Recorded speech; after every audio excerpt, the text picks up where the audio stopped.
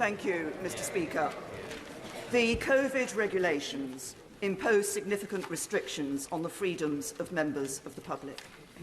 They had a right to expect their Prime Minister to have read the rules, to understand the meaning of the rules, and indeed those around him to have done so too, and to set an example in following those rules. What the Gray report does show is that Number 10 Downing Street was not observing the regulations they had imposed on members of the public.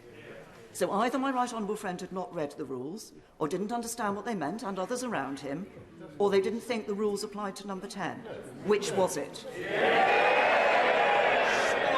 Minister! With respect to my right honourable friend. It's a very important question. I want to hear the answer, even if other people don't. Prime Minister. No, Mr. Speaker, that is not what the Gray report says. It is not what the Gray report says.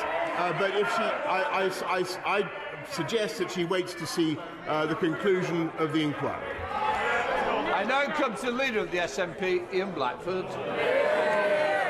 Thank you, Mr. Speaker. Can I say it's a pleasure to follow the former Prime Minister, and perhaps her behaviour in office, like many that went before her, was about dignity, about the importance of the office, of respect, of truthfulness. And the Prime Minister will be well advised to focus on those that have not dishonoured the office like he has done. Mr. Speaker, we stand here today faced with the systematic decimation of public trust in government and the institutions of the state, and at its heart, a Prime Minister being investigated by the police. So here we have it, the long-awaited Sue Gray report. What a farce. It was carefully engineered to be a fact-finding exercise with no conclusions. Now we find it's a fact-finding exercise with no facts. So let's talk facts.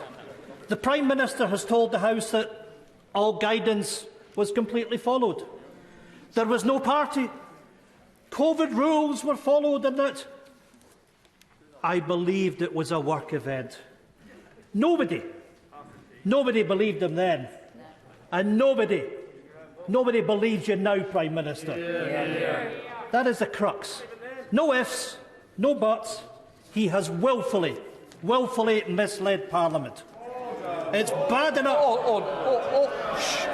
Order! Inadvertent misled the House would be acceptable. Misled the House is not acceptable. Withdraw inadvertent. The Prime Minister inadvertently told the House on the 8th of December that no parties had taken place, and then had to admit that they had. It's bad enough, Mr. Speaker, that the Prime Minister's personal integrity is in the ditch, but this murky business is tainting everything around it. It is our intention to submit a motion instructing the Prime Minister to publish the Gray report in full. Will the Prime Minister obey an instruction by this House to publish as required? Mr. Speaker, amidst allegations of blackmail by Tory whips, the members opposite have been defending the indefensible. Wait for the report, we were told. That's right. Well, here it is, and it tells us very little, except it does state that there were failures of leadership and judgment by different parts of Number 10. It states that some events should not have been allowed to take place. That is the Prime Minister's responsibility. If there is any honour in public life, then he would resign. Where is this? And he laughs. And the Prime Minister laughs. We ought to remind ourselves in this House that 150,000 plus of our citizens have lost their lives. Family members that couldn't be with them. And that is the sight that people will remember. A Prime Minister laughing at our public. I extend the hand of friendship to all those that have sacrificed. I certainly do not extend the hand of friendship to the Prime Minister, who is no friend of mine. Where is the shame? Where is the dignity? Meanwhile, the police investigation will drag on and on. Every moment the Prime Minister stays, trust in government and the rule of law is ebbing away. The litany of rule-breaking, the culture of contempt, the utter disdain for the anguish felt by the public who have sacrificed so much. What the public see is a man who has debased the office of Prime Minister, shrinked responsibility, dogged accountability and blamed his staff at every turn, presided over sleaze and corruption and tainted the very institutions of the state. In short, Mr Speaker, this is a man... Well, they can laugh, but the public know. The public know this is a man they can no longer trust. He has been investigated by the police. He misled the House. He must now resign. Order. You'll have to withdraw that last comment. Mr Speaker, I gave the evidence of the 8th of December. Order. You're going to have to withdraw misled. Mr Speaker, the Prime Minister has misled the House. Unless you withdraw, I will have to stop, and that's not good. Just withdraw the words.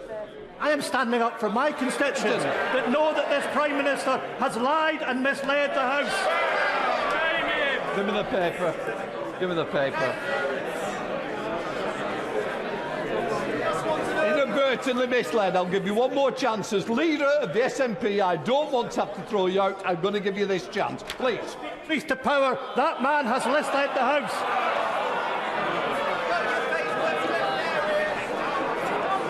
Shut up.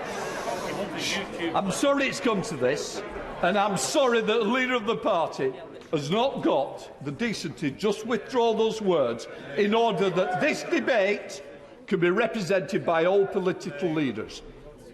Would you like to inadvertently? Speaker, if the Prime Minister has inadvertently misled the House, then I will state that. Right, we're going to leave it at that. Prime Minister. Mr Speaker, I'm grateful to the Right Honourable Gentleman for withdrawing what he just said, because he was wrong then, and he, I'm afraid, is wrong in his analysis. And I apologise, as I've said, for all the suffering that people have had throughout this pandemic, and for the anger that people feel about what has taken place in number 10 Downing Street. But I've got to tell the Right Honourable Gentleman that for much of what he said, his best course is simply to wait for the inquiry to be completed. Can I just say, I take it the Honourable Member has withdrawn it, the Right Honourable Member. That the Prime Minister may have inadvertently misled the House. But, order. To help me, to help the House, you've withdrawn your earlier comment and replaced it with inadvertently. It's not my fault if the Prime Minister can't be trusted to tell the truth. Under the power given to me by Standing Order number 43, I order the Honourable Member to withdraw immediately from the House. From the House. It's all right, we don't need to bother. Right, let us move on. Andrew Mitchell. Does my right honourable friend recall that ever since he joined the party's candidates list 30 years ago, until we got him into number 10, he has enjoyed my full-throated support. But I am deeply concerned by these events, and very concerned indeed by some of the things he has said from that dispatch box and has said to the British public and our constituents. When he kindly invited me to see him 10 days ago, I told him that I thought he should think very carefully about what was now in the best interests of our country and of the Conservative Party. And I have to tell him he no longer enjoys my support.